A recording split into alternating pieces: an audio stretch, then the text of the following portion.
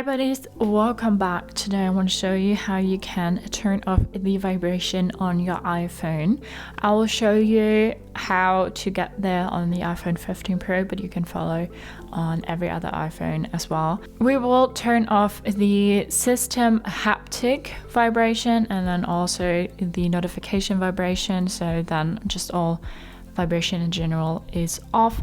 Maybe you're annoyed by that, and maybe you can't stand it, whatever it is. I will show you how to, turn it off. We will have to go to our settings, and now we need to go to sounds and haptics, and here we can now go ahead and turn all of that off. We first have haptics here under ringtone and alerts. So it says always play, and here we can say play in silent mode, don't play in silent mode, or never play.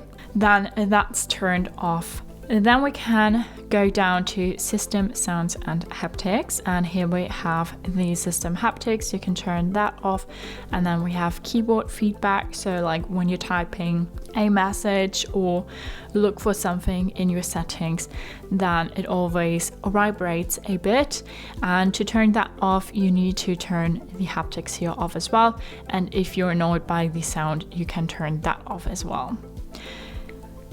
We have headphone audio here that isn't relevant right now. We have the lock sound, doesn't have to do anything with a vibration right now. And then that's actually how you can get rid of every haptic and vibration on your iPhone. You can just go back, use your phone as normal, enjoy the silence or enjoy the no vibration. And if you want to turn that on again, you just need to go back to sounds and haptics and then turn all of that on again, or just certain things like ringtone and alerts. When you want to know when you got a notification, then you can say to always play, for example. So that's how you can turn off the vibration on your iPhone. Hope you liked it, hope it helped. If so, thumbs up, share and subscribe, and I hope to see you next time. Bye.